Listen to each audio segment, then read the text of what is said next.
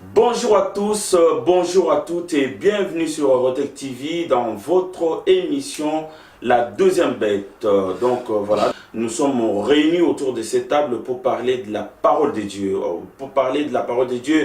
Nous avons pour thème aujourd'hui le rétablissement de l'ordre dans l'Église. Voilà, pour parler de ce thème, j'ai autour de moi les serviteurs de Dieu et la servante de Dieu, Maman Sandra Monseka. Bonjour maman. Bonjour papa. Alors j'ai à ma gauche l'évangéliste Ntsimba. Bonjour papa. Bonjour papa. Alors Bandeko Balandi Ezali Esengo Munene Pona Weba Kiboza et Bele Bolanda. Émission sur Eurotech TV, donc on a émission Yalelo Ezali pour la toute première fois.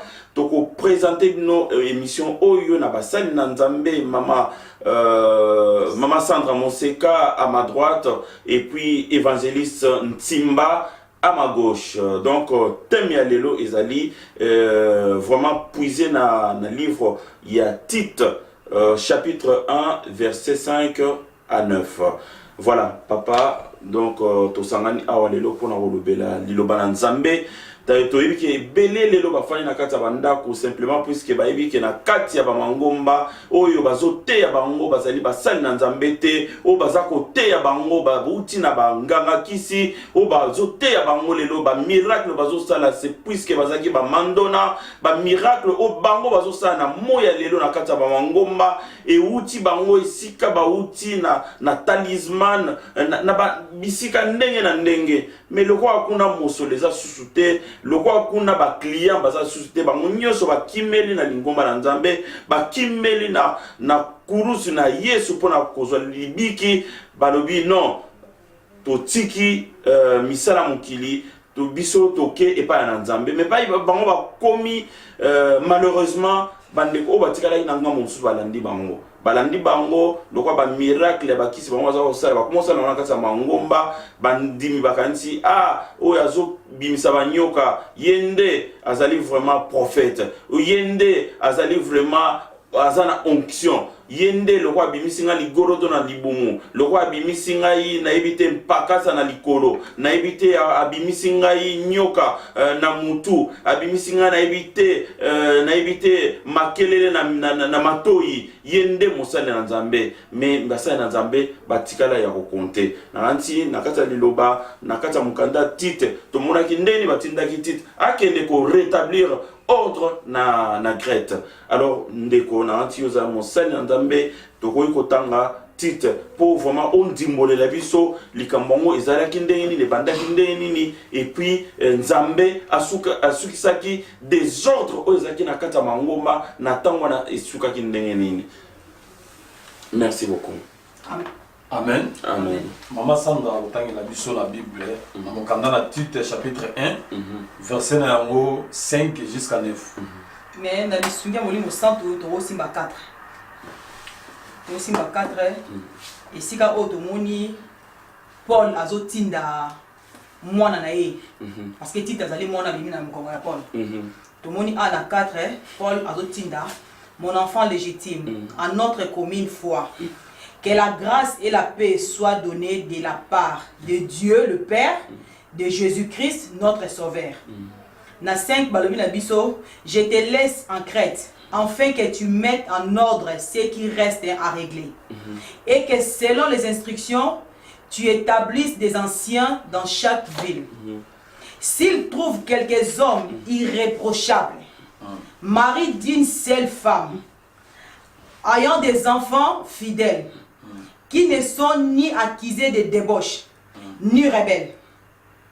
Car il faut que l'évêque soit irréprochable, comme économe de Dieu, qu'il ne soit ni arrogant, ni colère, ni à donner au vin, ni violent, ni porté à un gain déshonnête, mais qu'il soit hospitalier, ami des gens de bien, modéré, juste et saint, tempérant, attaché à la vraie parole, telle tel qu'a été enseigné, afin d'être capable d'exhorter selon la saine doctrine et de réfuter le contradicteur. Amen, amen, amen. Amen, amen. Bien-aimé, Eza mawa mingi. Ezali mawa soki tozolo ba mawa parce que tant Paul a établir titre dans l'église grecque, c'est que l'église a des désordre. Yes. Donc désordre tozomona na lelo na kati ya église. Et bandi lelo te. Donc ban Thomas ba vivaki pe désordre au na kati ya église. Paul a établir titre à la moine ya Paul.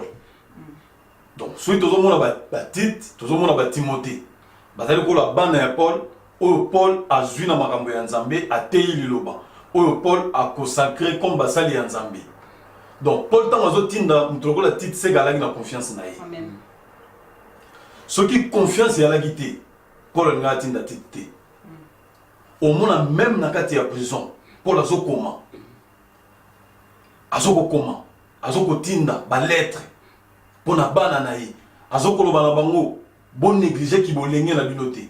Mutu moko sanini abangisa binote. Partout Paul azokotinda titre ou Timothée. Paul azoko yebisa bango boyi na ba église nyonso da kotinda bango. Ke bozwa bango lokola ngai.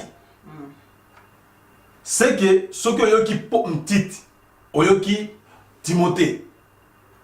Ozoma kaka image ya nani? Ya Paul. Yes. Mais aujourd'hui, eza mawa. Eza mawa. Na kati ya ba église, eza mawa mingi. Omona mutu azoko kamba, aza pas même na papa spirituel. Mutu azoko kamba. Otuniye, obimela wapi. Omona aza pas même na rigima ko pesa yo. Esika utu oyebite ayemba la mo tala musala Nzambe. Bato misusu bakoti yango na kati ya courage.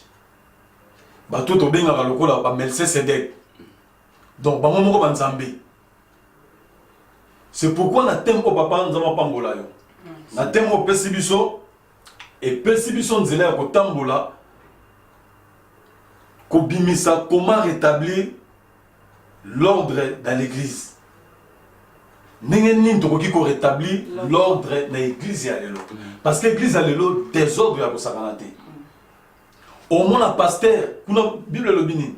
Azana muto azana mwasi moko. Tant bazola ba évêque kuna seke bazola ba évêque na tango kala na moment na biso ba pasteur. Mais Bible le bi azana na mwasi be moko. Mais aujourd'hui au moins la pasteur na kati ya église ozoko kamba. Même ba protocole, ba intercesseur na bana ya église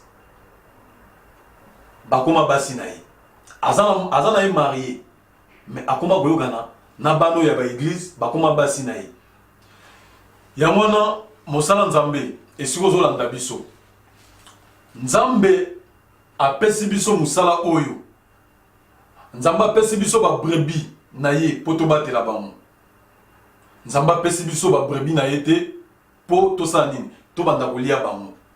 Maman Sandra, tala musala oyo nani asalaki Eliezer. Ah yes. Toko avancer. Eliezer tangu oyoyo Abraham azoko tindai. Bible bi Eliezer asalani. Abraham ayebisi yebisanga ke okotrahi ngate. Tchalo boko no likolo kwisi na ngai. Eliezer achi. A gérer. Makambu nyonso Abraham ayebisaki ye. Yango Eliezer asalaki nini? Asalaki. Atambolaki nango. Abi esengelo ko kobalela mwana na ngai mwasi na mboka na ngai. Mais tant que les airs accueillis, Azoko Kanisa, contrat ou signé avec un maître. Papa, ils ont alliance Oyo, Moussa Nzamba Kosala na Nzambe na ye. On ne peut pas servir Dieu sans que vous ayez une alliance avec Nzambe. Il y a beaucoup de serviteurs de Dieu le lot, basés sans alliance. Mais c'est quoi sans alliance? Biso bandi minakata ban. Ouyeba neni ke o atemi liboso azan alliance na Nzambe te. Papa, alliance ba renouveler la mopé. Ba renouveler la paix alliance. Il faut oyeba et tant que mondimi. Et si kanini mosala Nzambe oyo auti. Mosala nzambo yo abimeli wapi. Mosala nzambo yo azana séance ni. C'est-à-dire que avant on va prier dans cette église, on a obligé papa yo ya uti wapi. Mais on a obligé même so kuti donc azo cracher moto. Ata zo ko bimisa moto. Il y a liboso avant une église, faut y avoir vision une église. Vision na mozani. Et là, il balé, faut y avoir que non abîmer na sémence ni. Pourquoi tous les gens bango ba médecin Sédek? Médecin Sédek quand on toi qui yemo nzambe. Abima dans les néants. Abotama na tatate, abotama na mamate. C'est ça ba serviteur ya lelo. Au moins la père spirituel azate. Le bezaki archibishop, le loi comme évangéliste. Le bigo na comme docteur, le bigo na comme prophète. So tali fondement na tout na ina encadré. Donc il faut qu'on y ait bas. Mais Mbalebele, dans la canci, mon diminutant, comme dans cette église, déjà, au coup de protocole, tout autour, ceinture, tout autour, il y a pasteur. Aux autres, on a accès au que nous avons passé autour, mais pasteur, mais aux autres, ils papa, mais yo, mais là, imagine-toi. Papa, et vraiment, yo kene. Alors, Narotuna ma moseka, yo le sambu, à partir de quel moment au monaï que non, si qu'on aille ma moseka, il faut l'en sambel. À partir de moment. Bon, merci papa pour la parole, Pessingaï. Ngai ezaki bateyaki yo na nzela ezaki na kati mama na papa baza kokende pe babeni na liboko ebana endeni nabotami na famille chrétienne nansi papa Coutinho Fernando soko olande mission oyo bisika ozala à reconnaître les kamena loba tozaka na grande sœur na biso d'ailleurs nga na zui communion à 8 ans na église protestante esika de fait Charles Mombaya qui encadré la chorale na kauka bato ba yebi église wana nazala na suis baptême j'étais la plus jeune parmi la génération dans ce baptême balinga même ko baptiser ngate mais le quoi nazala fidèle ko kende tout le temps ba kills ndé ba mtima ba baptiser nga wana to nazala baptême premier baptême nazala na église protestante alors na colline na famille chrétienne pasteur Coutinho ayebana na grande sœur na biso mwana maklut na ngai azaka moi c'est mondele ba yebana na Paris awa dans Coutinho dans la classe en Apoto. Première cellule il y a église armée de victoire et pas na biso na ma campagne na vin de la montagne numéro 3. To banda prière à Coutinho wana. Donc toza naza parmi bana ya Coutinho ya liboso toto kende bana miketi na ba 24 dans le pasteur Coutinho. Donc c'est par là est-ce qu'on a eu parole en Zambie. Donc est-ce qu'on a comment na makola Nzambe naza vraiment moi na o na bimi na outi na armée de victoire.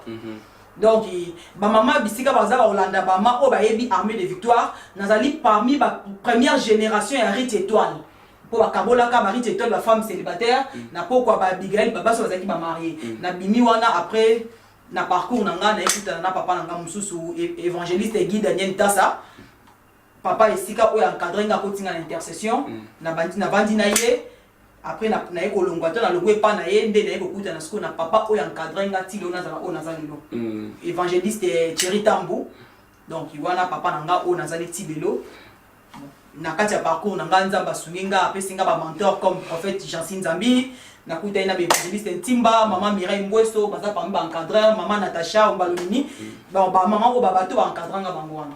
Alors on a kati ya wana ozolobela ndenge za olekana kinsa puisque na tuni motuna o nayeba est-ce que bokese nezali entre église et pas nini yo bongola mutema na église ya moya lelo oui bokese nini pour moi yo o tika komona puisque bandeko o balanda yo ebele baza kolela na kati ya bandako mingi batiki mangomba mingi bafanya na kati ya ndako ba non ba pasteur biso tant to bandaki ko prier to yebaki nzambe pour la première fois pasteur azaki mutu moko ya limimia c'est-à-dire mutu moko ya komikitisa lelo pasteur aza oyo il faut batala na kati église mutu aliboso za pasteur puisque ye mutu alataka bien ye mutu ayaka na voiture a bien ye mutu ayaka na mwasi ya kitoko ye nde il faut bacha misu epande comme tout est-ce que ebana oleka nde mwana na mumana papa so na ozonga kana mukanda ya titre tomoni awa bien tango Paul atindi titre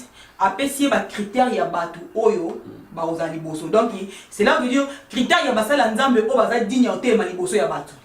Alors autres hommes na lelo na l'église actuelle ils ont confusion totale autres eba ki on a dépassé te lelo ba pasteur ba comme plus ba star pasteur akoma star ok biso toyebi pasteur azali mutu oyo asolaka na ba brebis atana azana classe moyenne mais lelo ba pasteur bakoma ba star po kutana pasteur faut pesa mbongo lelo to koma na kutuma ba consultation prophétique et comment il faut payer il faut foutre mbongo mais à l'époque biso toyebaka ngote ngana yebi na armée de victoire il y avait pasteur Coutinho qui était là à tout moment après payer à Wode on a batouane à part ça basali ba appel de fonds parce que ezaki en dehors vous parlez même si la prospérité ce qu'a c'est la sengi appel de fonds mais en dehors ya wana ozana droit bureau ezalaki akuta na ye alors na évité le soki papa nanga koko nanga archibishop soka changé mais à l'époque ngana yebaki ebongo mais du coup lelo et comme il a désordre mo comme total l'église pasteur azana batu o ya azana confiance na bango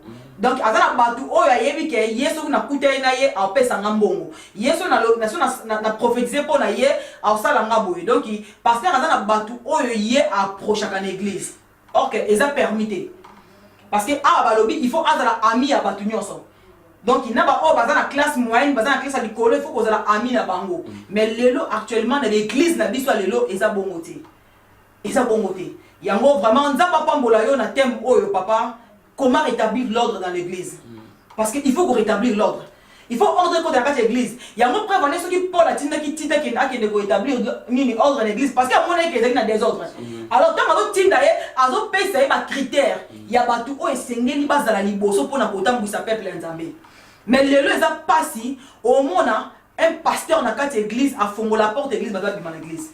Mais or que Bible est un service sur le lobby, mon berger a-t-il qui va brebis 999 pour d'accord moko abungaki. Comprendre? Pour d'accord moko abungaki. Mais lelo nakat na balingomba pasteur mondima OK netal na moyete. Surtout ce mondima na pesa ke loroté et tali était anatina na oté. Mais or que yemoko o atindi biso lobby donc ceux qui baza 100, ceux qui moko abungi faut tika 99 wana olanda moko wana bungi. Mais lelo ça le contraire maramtomo na lelo. Alors il faut rétablir ordre dans l'église parce que le lot a un désordre total dans l'église.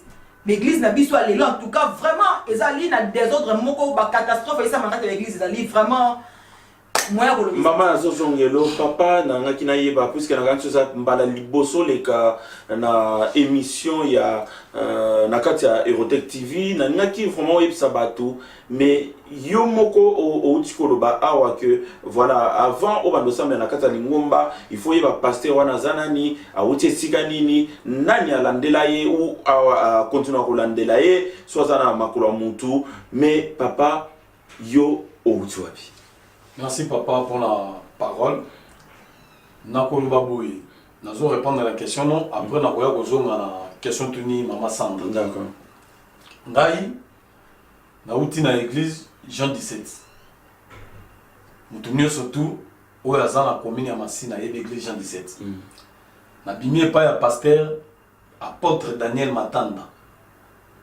Avant na yebaki nzambe te. Avant na laki italien avant na laki pour aller. Ça veut dire moyibiwa. Ba misala na ko sala ya mwana. Mais moyibi ou moyibi ya moyibi. Ya koyiba pena ya koteka ba chaînette o ya faux. Ah bon? Oui, bato baza ba escroka bango to batu oyoyo ba lekana nzela wana ba yima mazolo. Donc, tu as deux copes dans la machine. Il y a des bossés qui sont italiens. Il y a des balais qui sont pour aller. Bon, oui, vous expliquez, papa, parce que bande vous allez curieux, autant la oui, ça va fara. Voilà. Merci. Donc, italien zali, tout d'abord ça là, ba chaînette ou le côté à Manzanza. Parce que biso tolobaka connaisseur ya or azate to sala ba cuivre wana to ngene ko teka yango to kina ko teka mo so ba uti mboka na ba tumsuso na ba commerçant to koya to tambola misatu wana to na joueur to na entraîneur to na caméra si mo no to chaka liboso alors la joueur yimda la sara biloko wana ce qui a la question, yo kozala misune et tensionné kozala la biloko wana. Pour moni ba or. Si vous muto ko yami balé to bengi entraîneur. yemba oye biso ke ba bloko mwana na zana ngai ba valeur na moté a otim di ka oposa nini oyo kana ngai tant yo kana ngai yel ka kam dona wiso nini toi na mutu moko quelque part andimi apesa ye soit 3000 euros soit 4000 euros mais aboyi akimi po mutu moko atalaki biso mabe kuna nde tozotambola eza na caméra oyo tobengi caméra za mutu azotala circulation ya bambila na bato tunde bazo kotala bamakambo nyonso nde ezoleka alors entraîneur na nga ntango otindika yo ye mpe mutu asala nini obimisa mbongo pia mwana oyo aza na babiloko ntango mwana mais wana donc mutu wana oyo akosombana ayebi te ke bino tu wana boza tu ozala kati ya masolo aoyeba te bato ebele babengango kisi bon mais kisi te eza mayele kaka ya koyibela donc osali mosala na longtemps nasali yango longtemps donc bandeko na ngai na baninga na ngai na kati ya quartier bayebi na ntango nabongwami nalaki témoignage mpe mpo na bato kobongwana ebandai ndenge nini puisque mosala wana bamama mingi na kati ya quartier mwana oyo alakelama mabe de toute façon ya obongane te ya okende ne nulle part na mosala oyo azosala mais bandaki ndenge nini obongola motema mpo obandolanza nzambe aza malamu papa y a pas de condamnation na baetu bandimeli yesu masihi donc kobongama na ngai naza na ndeko na ngai aza na Londres atali ke ndeko mobali aokenda obeba abimisi mbongo ya kosala maison mpona za nini nafanda parce que na nyonso nakoki kotambola soit nakoke matadi nakoke Brazzaville nde esika navandi na bandi koteka nazoteka meshe nazoteka maputa mais lokola nazalaki motu ezalaki kaka ya kobeba na loyenge wana tu nakwesaki bamaison wana to nakwesi bamaison wana mpasi ekoteli ngai moko naokoka te moi mpe nazongela mosala wana ezalaki te nde esika ndeko wana ekooblige ngai nzamba pambolama apase esika azali aoblige nga abi soki okomi kosambela te mbongo nango olia te naolata na nzela na ye naolia na nzela na ye atindelanga me bilamba nde siko esali nini ememi nga na nzela ya nzambe ntango nake na église naye kokutana na paster moko Serge Kula azoteya sur la restauration papa biloko nyonso ateya econcernanga ateya repentance et tout anga nakei na siporte deuxième jour naye ekutana na apôtre Amédée ateyi motema nange pasuki nga bino funa bimiso na nango naluka apôtre Amédée papa adresse na ye nake ntina ndako na ye nabandi kobimisa oyo nga naza nango nabitala nga naza boye abi bon nga nana eloko akosala te naobondela mpo na yo eloko ya liboso na opesa yo lokola conscience esali eloko ya mibale fosala nini fozwa décision c'est pourquoi tobaka délivrance ya moto ezevani na deux choses oyo eloko ya liboso eza conscience ya moto ntango esali décision fo moto asala nini azwa décision mpona kozonga na nzela abondeli mpo na nga depuis jour wana nga nandimeli yesu masiye nabandi koya na église ntango nabandi koya baintercesseur bazobondela nzambe alobi na bango mutu wana aza intercesseur bozwa ye na gena te nasala prière te papa bazwi nga bandi kopesa ngai enseignement ya baptême nazwi enfermissement naleki na baptême bazwi bakoti nga na bloc intercession nake na bloc intercession mutu ancadre ngai na kati ya bloc intercession ezali docteur Nide alakisi nga kobondela tout ça kotanga bible et tout ça wana papa na ngai azali wazokamba église wana mais tikala wapusa na pembe na nga te papa no biologique papa na ngai spirituel en spirituel d'accord wazokamba église mais tikala wapusa na pembe na ngai te ntango docteur asisi mosala na ye ndenge nzambe atambusaka biso na mosala na ye esali lokola déplacé nde papa oyo aza kokamba église wana ye kozwa biso na fai na se ya makola papa wana ti lelo na bimi mosali bakonsacre ngai na 2012 nde sika papa na nga tienga maboko akomisi nga évangéliste akomisi nga te mais aconfirme eloko ezali kati na ngai parce que bakomisaka moto mosali te aujourd'hui tozomona bato mosusu bazokomisa ngam na tia yo mosali ngam nakomisa yo paster ngam nakomisa yo évangéliste mais ayebisi nga maboko nazokotia yo nazo comme son mosalité na osani nazo confirmer le ko ezaka na katina amen. Donc on est en zélanga. Alors merci beaucoup papa. Maman Sandra na nsi na kati ya musala nzambe yo poni mabako ezebele pour na ozongela na titre ya émission na biso ezali la deuxième bête. La deuxième bête ezali nyama oyo bato bazokanisa ke yende azali agneau et pas nini bato kokende pour pas libiki mais tant ba komi pa ya agneau ba moni vraiment que non agneau oyo azande mona ba agneau nyoso te mais agneau oye asanzaka moto na moto anazo sanza eza moto ya onction te mais ezali moto ya lokuta ezali moto ya misala mabe ya lokoso mbongo ezali moto oyo azo sanza ezali moto puisque tant amoni que yoza mutambongo okati na kati lingomba alingi ke non yo okoza na mbongo te yende fo ba mwana kata lingomba parce que lingomba etika yo zali eza lingomba na ye moto oyo yazo sanza ezali ke yo maamo sekata msusu okota tant ozokota azana mwasi afani pembe na tali maamo sekaza mwasi kitoko mais oyo akoza la yangai est-ce que yo otikali kozo mabakwa na parce que lelo na kata ya mama ngomba ba passer mingi ya lokuta puisque pasteur malamu ako batela spiritualité na ye mais pasteur ya mabe akokwea na ndenga basi akokwea na mbongo est-ce que yo tikali kokoma na kati église songolo oyebi problème wana? Merci pour la parole papa.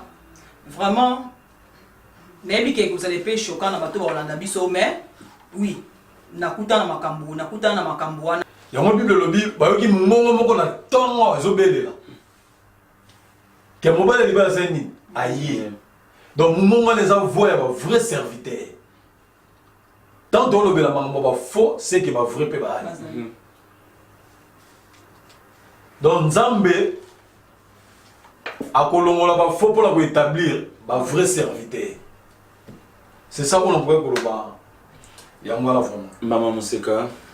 Oui papa, oyo nga na koko bakisa na sujet oyo papa Ntimba Simbi. Otuna ki biso mutuno lobi vision église des réveils les années. Vision église des réveils les années ko préparer épouse pour la rencontre et époux. Wana soki to simba na mukanda, soki na otanga maksuto simba makomi na mukanda SRD. To moni tangu ba okende ko lukela après reine Vachi ko désobéir na loi ya mibeko ya roi. Batu o bazali pembeni ya roi basenga ki babi faut ki de lukela roi basi mais après c'est critère ya basi ba lukela roi ba il faut la belle de figure belle de taille pe baza la vierge après avoir ko rassembler basi wana ba kotisi bango na esika oyo bazali na batu bazo bongisa bango na éviter la lingala malamu ba bengi ba nani ba ekube hein ba to ba ekai comme le neti bainique bato bazalaki wana mpona kobongisa bainique wa sota na bango bazalaki ba vrai serviteur parce que balobi pour servir nzambe malamu il faut katino ba sentiment kufa donc on servir nzambe na ba sentiment te donc pour mutu abengama un serviteur de Dieu il faut ba sentiment kufa ya mo sota na bainique o bande ko préparer basi pour la rencontre ya roi na Esther balobi balongola ki bango ba testiquer donc ba commissaire bango ba impuissant donc yo ko servir nzambe aux makasi donc c'est que puissance ya nzambe ni za likono pour servir nzambe alors balobi basi wana bande ko préparer bango il faut asokola mai quand on parle de l'eau balobi Yesu azali lo babo moi donc quand on parle de l'eau dans la Bible c'est la parole de Dieu parce que yemoko Yesu azali loba alors sengeli mutu avant na kati na liloba or que l'on a l'église ya lelo enseignement zate ba miracle leki faya leki mutu akola kana enseignement mutu faut botere maloba na nzambe maloba nde kolisaka mutu oui na ko bénir yo lelo mais soko tamba malamu te au mona bénédiction ote mutu atamba na crainte nzambe te mutu ayibaka nanu mutu ana na vie ya débauche mutu atamba na vie azana mibali 4 basi 4 après mutu ana bo nzambe opambola yo non mutu faut ça enseigner il faut mutu ana no parole nzambe vanda kati na ye après mutu ana amona miracle na vie na ye donc comme on a miracle te so na 4 no mabe ezali alors balobi na biso ba pakola ki bango parfum il faut avoir un parfait. Prière. Batu le ba ko sambela te. Yango moni to comment mutu pasi. Papa, na beli mutu pasi. Maman oh là to simisa manga mususu. Au moins à 3h du matin là li mutu benga okaka. Na l'autre minute ba ma bonde la ponanga. Mais alors Bible le bi quand côté na chambre na yo quand na porte bete ma bolongo bondele azana yo kayo. Yango lelo bazo ko abiser petro na bana nzambe parce que bango wa ça fait accès wana. On rebenga mutu na 2h du matin là na mwasi na ye. Amo de faiblesse na yoti. Donc le ba bengo am ko la mbeto o boya te. Alors, balobi na biso bazalaki quand on parle de la vierge, tout le monde a vie à sainteté. Les lots quand na batu sainteté zate. Batu na quand na batu vie à sainteté zate. Mais comment mutu na za sainteté bino ozana o ko imposer le bako na tongo le bako na midi. Ya ngopel lelo basala nzambe ba ma facteur. O imposer maboko imposer maboko mutu na mona nelo moko te. Mais parce que mutu na quand de enseigner. Or que vie chrétienne est vendue dans la maloba nzambe. Mutu faut enseigner, tant que mutu enseigner que va dire awa. Surtout au monde a l'histoire enfant prodigue. Balobi tant que avandi conscience na ye est sali. Alobi oh nga na souffrir awa. Mais na ndako papa na nga eza ba mercenaire. Oh ba ole lipa en abondance ya ofele. Balobi asuka ka na conscience na été. Balobi azwaki décision. Alobi malgré la sumukati, malgré la sema na ozo pas tananga. Soki atena koma mwana musa ndaka tananga na ndimi na koma nanga boy na ndaka papa nanga. Mais nazonga. Mais tama zonga ki papa yambaki ye. Alors il faut nous conseiller ça là. En plus aux décision pour la vie na yo. Alors basa la nzambe vraiment rôle na biso lelo ezali to préparer église pour la rencontre ya épouse. Il faut, parce que plus on doit passer triste. Quand on parle de l'épouse, dans la business tout. Parce que attends qu'il n'a pas n'a pas cité. Pourtant, alors qui allait faire de toutes les nations mes disciples. Attends qu'il moi son balté. Alors même au Kenya, à bimisi bino au Kenya. Donc tout Kenya. Donc nanga na yo papa j'entends la droite le banzambe. Amen. Toi droite le banzambe. Alors biso toi épouse ya Christ. Il faut te préparer l'élo église oyo pour l'enlèvement. Parce que mukona bango oya. Yango to mona mukande Esther ba unique ba préparer ki ba si wana bien ba sokoli bango ba mai ba sali bango. OK, eza na mwasi nyonso tout tende OK na rencontre mobali. Alors ba seki ba critère ya basi. Il faut avoir la vierge, belle de taille, belle de figure. Donc eza ba critère basi alors vie chrétienne na vie ba critère. Mutu moko te a cause l'enlever sauf que eza ba critère on nzamba lingité. Donc il faut ça ba critère on nzamba lingi, il faut 4 moko ba kuta sainteté 4 na yo. Babi ba pakole ba mafuta. Oui. Saint-Esprit. L'on a l'église na biso Saint-Esprit zate. Maintenant c'est ngana ba te belé. Saint-Esprit va transmettre rango. Et là quand ma basa nga le belé parce que ba lingo kende ko apprendre te. A lingi te papa je na grâce wana kende so bi ke ba Jean Saint ami à Saint-Esprit kende a connecter yo. Ba transmettre en Saint-Esprit. Mais là au monde à l'église, au monde un pasteur oteya, au monde a njoto mte sala wana. Tu sens rien du tout. Donc abandine a formoli a petit thème mais au moins na kata thème moi azana e wana te alors que suka soki wapi yango akendaki abandine na jeunesse ako suka soki wapi suka na mbongo donc vraiment merci abi likambo ya prière papa na profiter na kati mo buki likambo ya prière na Ancien Testament Bible zo baso dans ces lisum fosani ba mema mwa ngom nini même pour la coffre osengela ebolimbisi pa banganga nzambe mais bible lobi na biso lisumu wana bazaki kosala lokwa bapakoli mafuta me na kati ozaka na makambo pour mtako olimbisa bina masumu ya bato eza Yesu. Oui. Donc esengi l'homme pour sauver l'homme.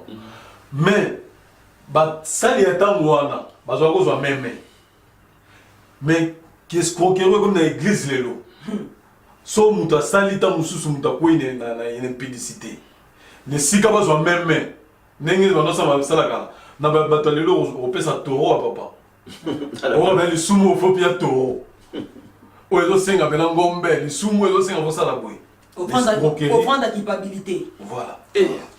Exemple, la Bible est offrande à culpabilité. Ah bon? Parce que tu as péché, il faut offrande à culpabilité. En tout cas, Nagansi Bandeko Nangai, merci Mingi pour avoir accepté cette invitation. Et donc bino bato balandi na biso bozali ebele lelo bofani na banda kulikola misala mabe ya basai na Nzambe mais naranti tango ekoki po ete mikolo ezaro ya boyo kaka mateya na Erotech TV bobanda kolanda mateya na Erotech. Donc franchement si on fait des panayo vous savez très bien que non si on a fungoli ni nanga tous les mardis donc l'émission na surtout en ça lango samedi tout dimanche mais tous les mardis vous avez mateya na nani na bino. Donc merci beaucoup évangéliste Ntimba pour la pour la première fois sur notre chaîne Erotech TV. Si les ambala soukate to continuer musalo otobandi de manière à ce que bananzambe bazwa moko na moko azwa parnae mama Sandra Monseka nanti ozali moko na basai na Nzambe na ebelio na kati na itonga na moya lelo ondimi ko partager plateau na ngai eza esengo munene tikala ikampiko de manière à ce que bandeko o baza décourager bandeko o baza na kata bandako ba continuer ko kosama to retirer bango na kata maboko ya bayini baza banani o baza ko teka ba onction o bazali ba vendeur de rêve to boyi ko landa bango na sima pour na mitu na biso to kanisa ke bango nde ba opesa biso lobiko ezepa Nzambe Nzambe amona bino pa bozali ma bénédiction nkolo et localisé bino to komi mbala sima. Merci beaucoup, bye bye. Bye bye. Merci.